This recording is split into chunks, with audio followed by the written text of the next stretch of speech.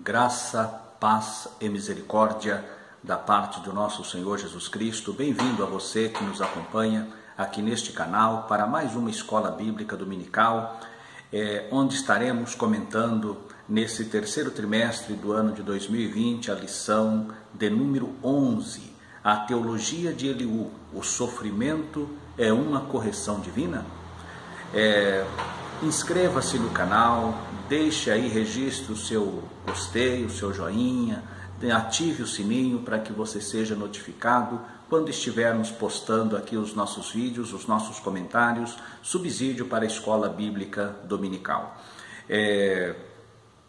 O texto da nossa lição é o texto áureo, está em Jó capítulo 36 e o versículo 15, que diz: ao aflito livra da sua aflição e na opressão se revela aos seus ouvidos.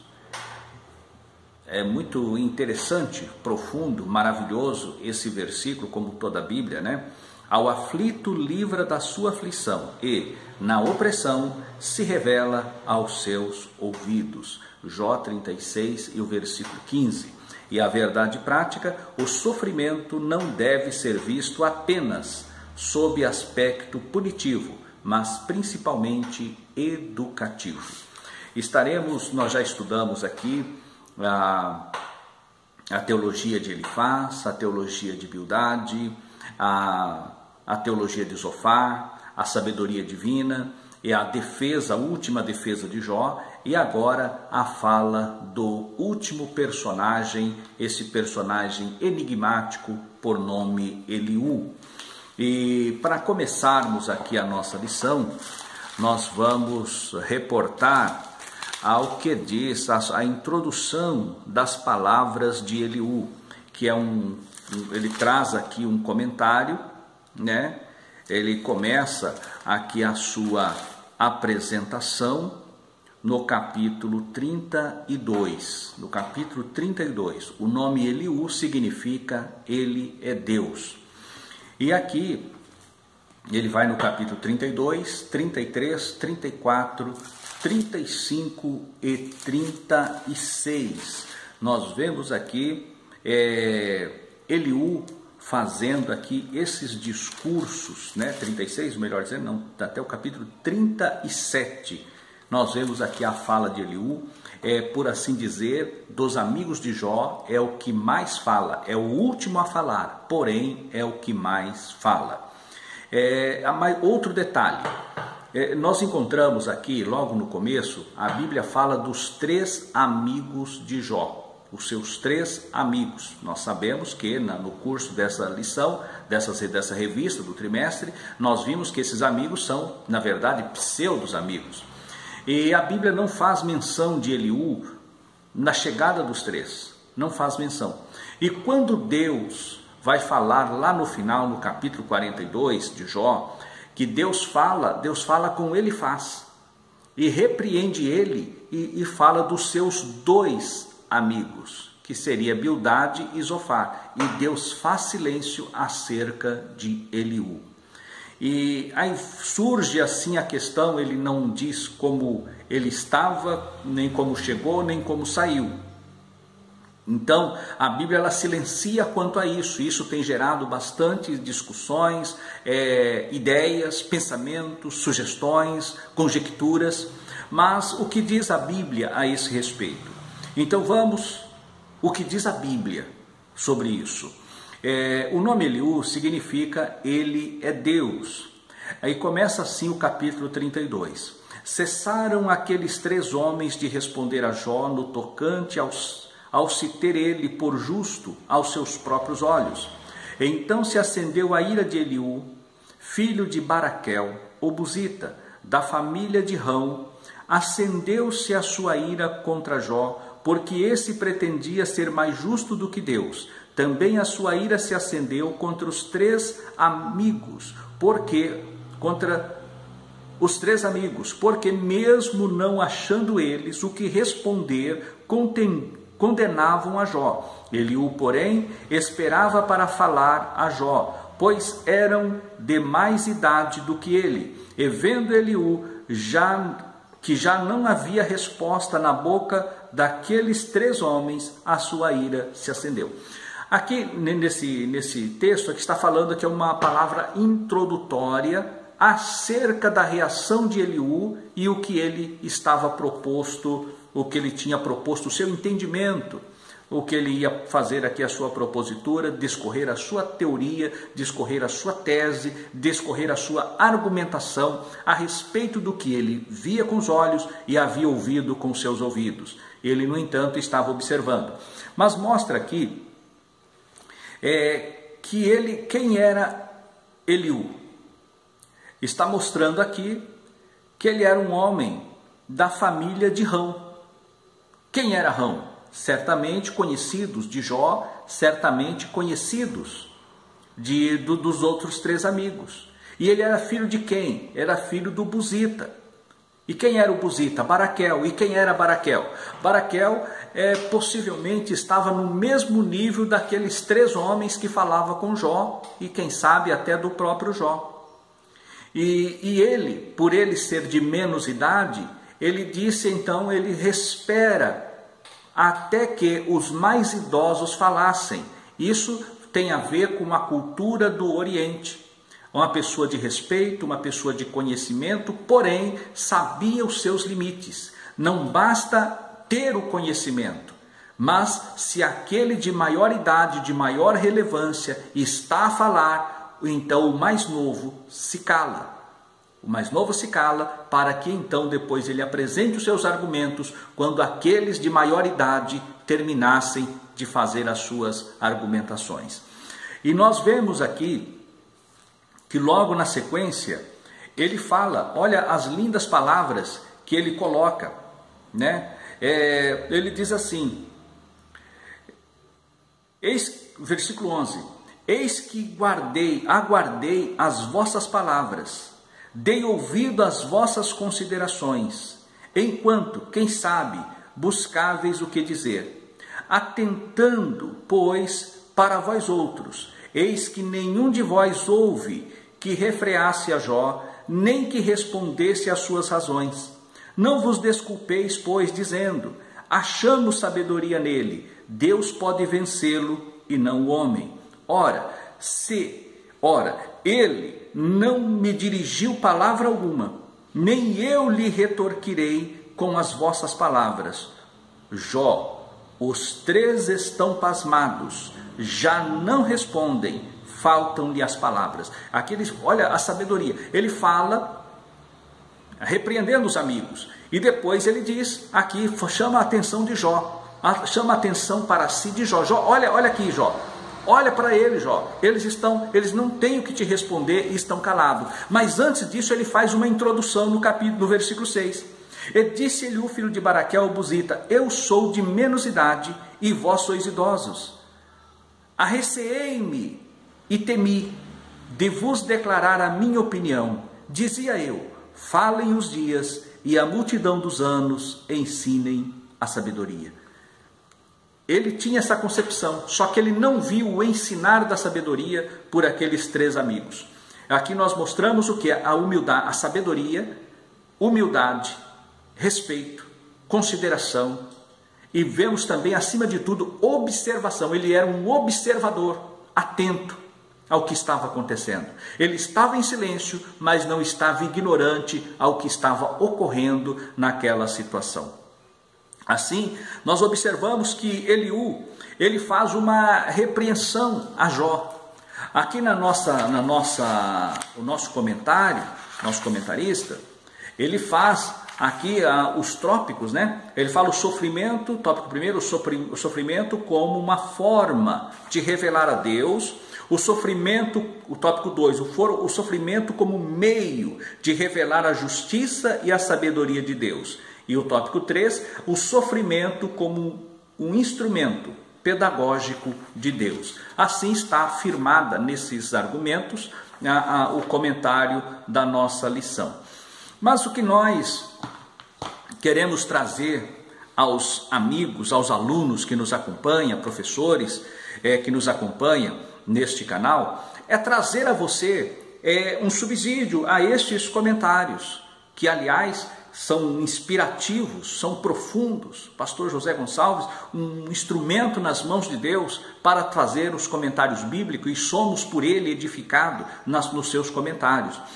E aqui nós encontramos, logo neste ponto, né, onde nós vamos ver a questão de Eliú. Eliú, ele apresenta aqui no capítulo 33, ele já começa a fazer uma repreensão a Jó. Quando Jó diz no versículo 9, ele diz assim, versículo 6, olha como ele traz a palavra da sabedoria. Eliú, uma palavra sábia, na sua concepção, na sua percepção das coisas de Deus, a grandeza de Deus. Então ele traz aqui no versículo 4, o Espírito de Deus me fez, o sopro do Todo-Poderoso me dá vida. Eliú falando. Agora no versículo 9, versículo 6, eis que diante de Deus sou como tu és, também eu sou formado do barro. Ele lembra Jó, ele fala assim, olha, assim diante de Deus, assim como você, eu também sou. Nós somos formados do barro da terra.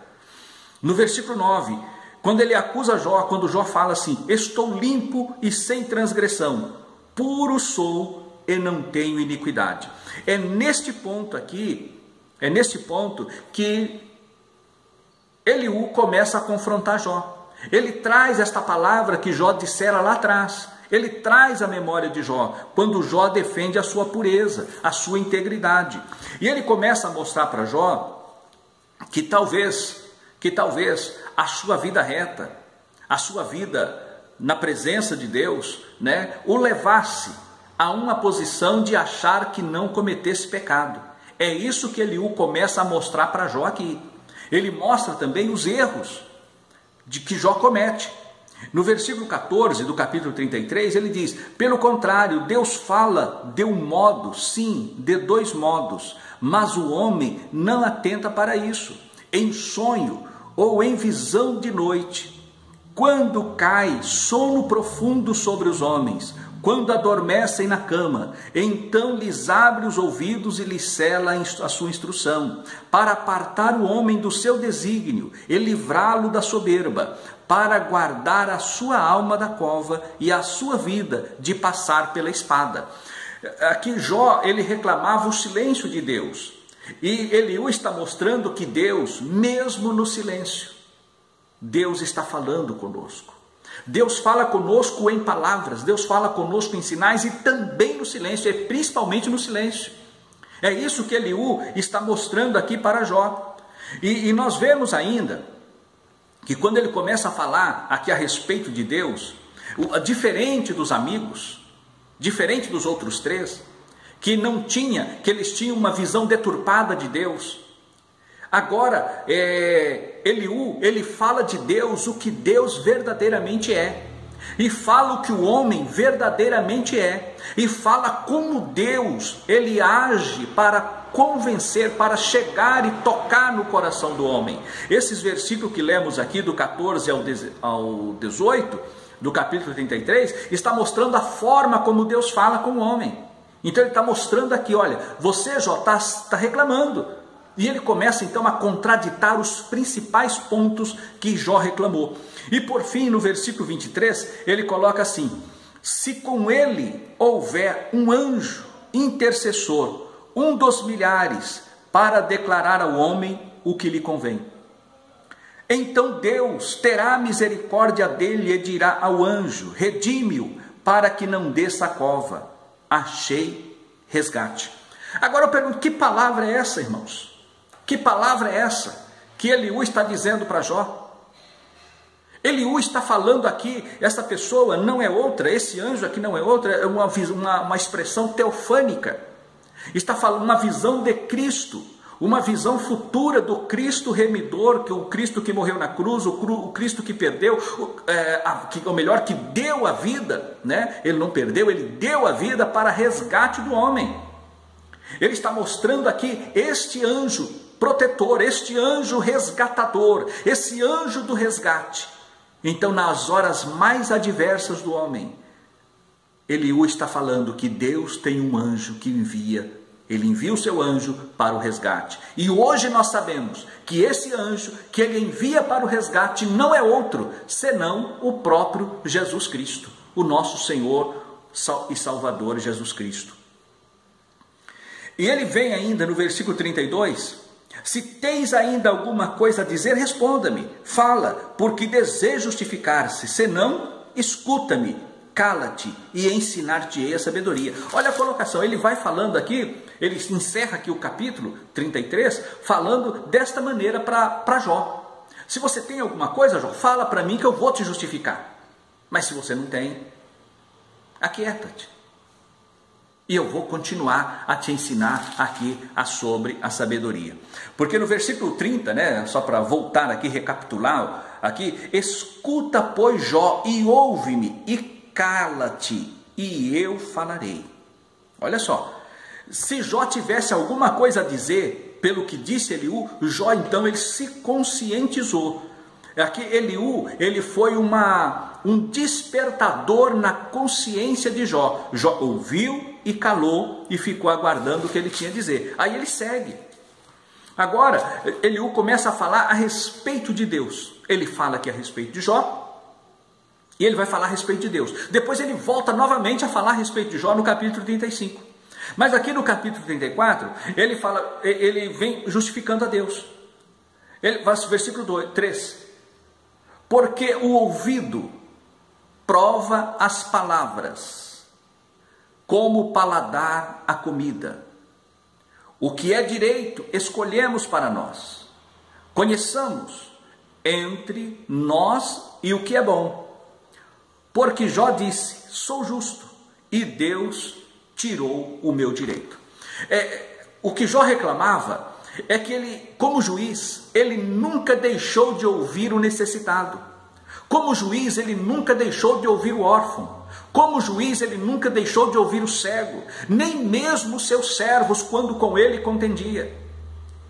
E agora, ele fala a respeito do direito, que Jó tirou, então Jó falando que tirou o direito.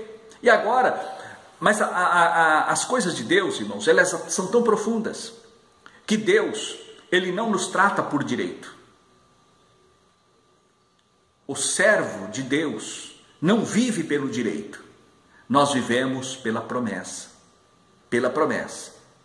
Esta é a função, porque muitos falam assim, olha para a Bíblia e falam, não, o crente tem direito, nós temos direito, temos direito. Não, irmão, quem vai morar no céu não tem direito espiritual diante de Deus. Nós não temos direitos espirituais, nós temos promessa. Promessa. O direito é limitado e é perecível. E além de perecível, é limitado. Mas a promessa não tem limites e ela não perece. O crente, o salvo, a igreja de Cristo, vive pela promessa e não pelo direito. E aqui, quando Jó questiona, aí Eliú traz aqui a explicação, uma resposta no versículo 10. Ele diz assim, longe de Deus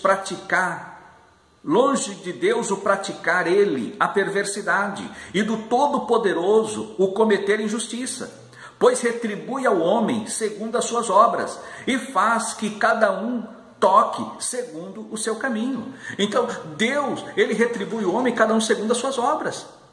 E nós vamos saber disso, no Novo Testamento, nós teremos uma recompensa pelas obras. O galardão de Deus virá à igreja pelas suas obras. Então nós recebemos a recompensa do céu, recebemos a recompensa espiritual pelas obras. Então nós temos as obras como um sinal, né, de galardoamento. Os galardões serão dados segundo as suas obras. As boas obras que Deus preparou para que andássemos nela. Em Efésios capítulo 2 e o versículo 10. É isso que nós temos. E na sequência, Deus, aqui no Eliú, ele segue falando assim. Ele diz assim, acaso governaria o que aborrece o direito? Versículo 17, né? E quererás tu tu condenar aquele que é justo e poderoso? Dir-se-á um rei, ó vil, ou aos príncipes, ó perverso. É isso que ele começa a confrontar a colocação de Jó. Porque às vezes quando Jó ele vai se lamentando a respeito de Deus, então aqui nós encontramos que Eliú começa a pontuar todas as palavras que Jó disse que não eram, apesar de Jó na sua integridade ter ele o testemunho de Deus, ter ele a aprovação de Deus e reconhecer a grandeza e a soberania de Deus, no entanto, na sua fragilidade humana, no ardor, no calor, no turbilhão da sua adversidade, ele falou algumas coisas que ele não conhecia. Não por maldade, não por opressão a Deus, não por condenação ao Todo-Poderoso, mas pela falta de conhecimento ao Todo-Poderoso, como ele vai se revelar futuramente e mostrar que ele não conhecia Deus como ele pensava que conhecia. E muitas vezes nós achamos que conhecemos a Deus, pensamos, mas de fato não conhecemos.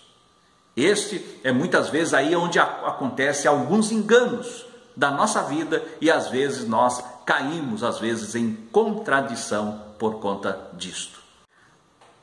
Agora, às vezes, por esta falta de conhecimento, é que falamos e cometemos alguns deslizes.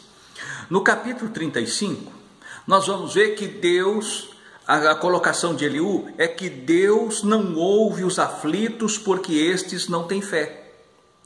Agora Eliú começa a abordar um tema bastante coerente, bastante forte, que é um dos princípios de doutrina, que é a questão da fé. E ele começa agora a dizer que muitos, na sua angústia, na sua aflição, eles não recebem de Deus porque lhes falta fé. E agora ele começa a confrontar, olha só, Jó que foi um dos heróis da fé, um dos campeões da fé, e agora o que Eliú faz? Eliú toca no ponto da fé de Jó. Ele faz algo que vai fazer o quê? É como se tivesse algo encoberto, e ele vai tirar este véu que encobre esta grande fé que estava no interior de Jó. Aqui, e para isso, mostra aqui o zelo, a perspicácia deste sábio, por assim dizer, que é um homem sábio, Eliú, ao evidenciar a sua sabedoria e também um grande observador. No segundo discurso de Elifaz, ou melhor, o terceiro discurso de Elifaz, ele traz uma palavra muito forte com Jó, no seu último discurso. E agora, o que Jó responde a ele no capítulo 23 e no versículo 19. Eis que, versículo 8, eis que se me adianto, ali não está. Se torno para trás, não percebo. Se opera à esquerda, não vejo. Esconde-se à direita e não o diviso. Jó falando que não via Deus, se ele adiantava, se ia à direita, à esquerda, ele não percebia Deus. E aquela fala de Jó está aqui, Eliú traz a memória de Jó agora. No versículo 13, ele diz assim, do capítulo 35, só gritos vazios Deus não ouvirá, nem atentará para eles o Todo-Poderoso. Gritos vazios. Aí ele entra no versículo 14. Jó, ainda que dizes que não vês, a tua causa está diante dele, por isso espera nele. Que coisa linda. Agora, olha só, ele diz para Jó, Jó, ainda que dizes que não vês, mas a tua causa, Jó, está diante dele. A nossa causa jamais sairá da presença do Todo-Poderoso. Ainda que nos sentimos afastado dele, separado dele, mas a presença dele está conosco. Glórias a Deus. O nosso problema, a nossa causa, a nossa dificuldade, as nossas guerras, as nossas batalhas estão diante do Senhor. E ele nos acompanha. É o que Eliú fala para Jó. Eliú fala para Jó, ele traz a memória de Jó, isso daqui. Ele mostra que aquilo que Jó falou para ele faz. Não é verdadeiro. Não é verdadeiro. Jó, você não está vendo, Jó, mas ele está contigo. Então é como se tivesse algo que encoberto, e Eliú vem e retira o pano. E quando esse pano foi retirado, nós vamos ver no capítulo 42,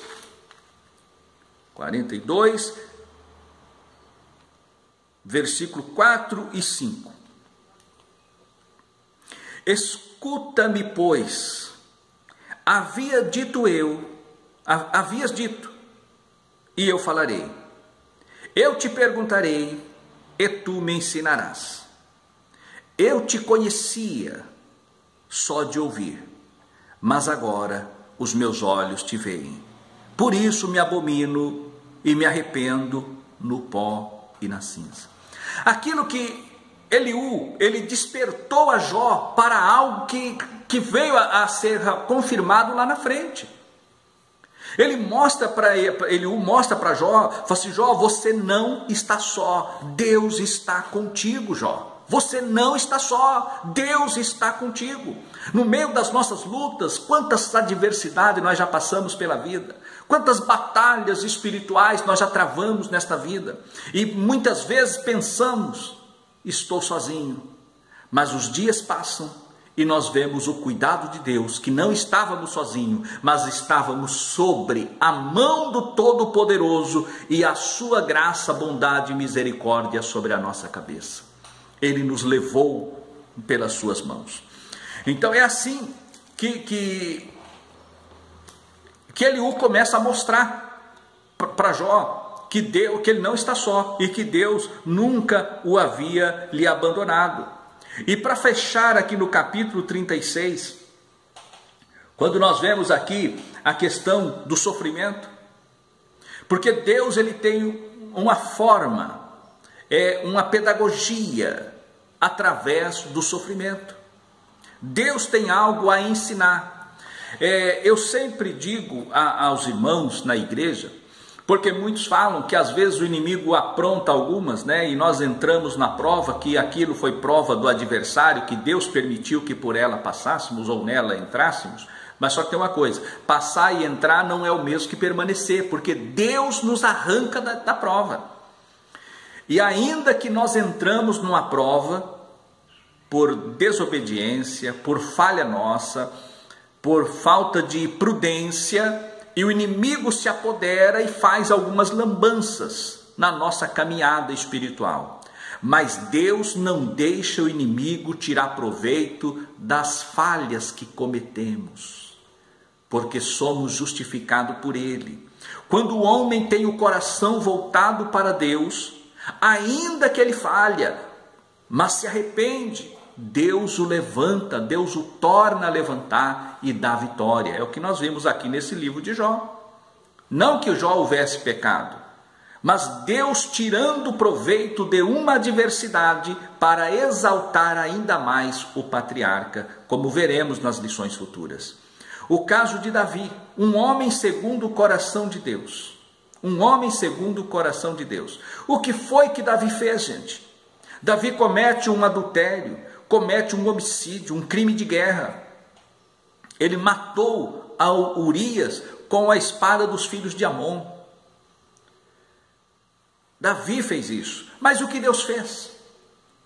Deste mesmo relacionamento com essa mesma mulher, Deus levantou o sucessor para Davi, para o trono de Davi. Então o inimigo tentou destruir Davi, e Deus pega e mostra assim: olha, ele se arrependeu, porque ele se arrependeu. Ele se arrependeu profundamente, ele orou, ele jejuou, ele clamou, ele lamentou, e Deus disse: olha, você não vai morrer, mas a vara continuará na tua casa. O castigo veio, mas o perdão veio também. E não só o perdão, Deus agora falou: o inimigo pensou que ia destruir Davi, Deus pega e tira daquele relacionamento o sucessor para o trono. Mais uma vez lá na frente, Davi peca, manda contar o povo, o coração exalta e ele fala: pequei contra o Senhor, vem uma praga, vem uma adversidade grande, e Davi sai e vai e compra a eira de Araúna. Ali oferece o sacrifício, cessa a praga, e naquele lugar foi construído o templo por seu filho Salomão. Então nós vemos que Deus não permite o inimigo tirar proveito das nossas fragilidades. Deus sempre tira uma lição. É claro que pagamos o preço, é claro que sofremos, porque não deveria pecar, obviamente. Porém, mas quando há uma restauração, quando há uma sinceridade no coração do homem, Deus age em seu favor. Deus restaura, Deus lhe devolve, Deus lhe agracia, Deus lhe abençoa. Deus, ele não rejeita um coração quebrantado e arrependido. O problema é, a pessoa fala: não, eu posso pecar, que depois Deus me perdoa. Não é assim. Não é assim. Perdão divino não se compra na banca de feira. Custou o sangue de Cristo Jesus. Para que haja perdão, tem que haver arrependimento profundo, quebrantamento dentro do nosso interior, no homem interior. Não é um gesto, não é palavras, não, Deus não é homem. Antes que a palavra saia da boca, o Senhor já conhece o interior, o motivador da palavra, da ação, da reação, da atitude. Deus conhece. E aqui nós vemos, quando ele começa, Eliú a mostrar a misericórdia de Deus. Quando no versículo 6 do capítulo 36, Eliú diz assim: não poupa a vida ao perverso, mas faz justiça aos aflitos. Dos justos não tira os olhos, antes com os reis no trono os assenta para sempre e são exaltados. Deus, aqui nós vamos encontrar passagens relativas a isso daqui. Nós vamos encontrar em 1 Samuel capítulo 2 e 8, nós vamos encontrar no Cântico de Ana, né? No Cântico de Ana, e também no Salmo 113 e no versículo 8. E nós vamos ver que Eliú, ele segue mostrando a grandeza de Deus. Aqui no versículo 18 do capítulo 36 ele diz: guarda-te, pois, de que a ira não te induza a escarnecer, não te desvie a grande quantia do resgate. Ou seja, guarda-te, pois, de que a ira não te induza a escarnecer, nem te desvie a grande quantia do resgate. A grande quantia do resgate. Estimaria ele as tuas lamúrias, e todos os teus grandes esforços, para que te vejas livre da tua angústia? Aqui nós vamos ver aqui o preço do resgate. Nós sabemos qual é o preço do resgate. E Eliú fala de coisas eternas, Eliú fala de coisas profundas. Mas vamos ver aqui qual é esse resgate, qual o preço desse resgate. Onde está isso? Nós vamos encontrar uma palavra paralela a essa de Eliú no Salmo 49. No Salmo 49, nós vamos encontrar nos versículos 7 e 8. Ao irmão, verdadeiramente ninguém o pode remir, nem pagar por ele a Deus o seu resgate. Pois a redenção da alma deles é caríssima, e os seus recursos se esgotariam antes. O resgate da alma. Eliú está falando aqui de um resgate futuro. Está falando de um resgate que homem nenhum, que rei nenhum, que ouro nenhum pode pagar. Que quem pagou por esse resgate foi Jesus Cristo. Então nós vemos aqui a profundidade da colocação de Eliú a respeito de Jó. Porque ele mostra de uma certa forma que o sofrimento de Jó, aquele sofrimento, estava sendo pedagógico para Jó, que Deus tinha algo maior para fazer na vida de Jó e ensinar algo maior para Jó através desse sofrimento. E agora Depois disso, ele exalta a majestade de Deus e a grandeza de Deus. Então ele começa a mostrar que, porque ali Jó, ele fala a princípio que Deus tinha sido cruel com ele, na sua defesa. Deus foi cruel comigo. E aqui Eliú começa a mostrar que Deus não é cruel. Deus não é cruel. Ele fala assim, ó, no versículo 9 do capítulo 37, de suas recâmeras sai o pé de vento, e dos ventos do norte o frio. Pelo sopro de Deus se dá a geada, e as largas águas se congelam. Também de umidade carrega as densas nuvens, nuvens que espargem os relâmpagos. Então elas, segundo o rumo que ela dá, se espalham para uma e outra direção, para fazerem tudo o que lhes ordena sobre a redondeza da terra. Então, mostramos assim, Eliú começa a mostrar a grandeza de Deus, que todas as coisas, a natureza obedece à vontade do soberano Deus, do majestoso Deus, do eterno Deus. Deus está no controle de tudo, do universo, dos acontecimentos da natureza. Que dirá da nossa vida? Que dirá da vida do homem? E é isso que ele começa então a mostrar para Jó, que Deus não é injusto, que Deus não é cruel, mas Deus é misericordioso e vem ao resgate do homem. E ele começa a dizer o que faz aquecer as suas vestes, quando acalma sobre a terra por causa do vento sul.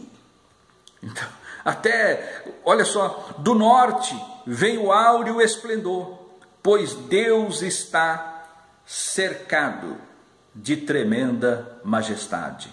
Ao Todo-Poderoso não podemos alcançar, ele é grande em poder, porém não perverte o juízo e a plenitude da justiça. Por isso os homens o temem, ele não olha para os que se julgam sábios.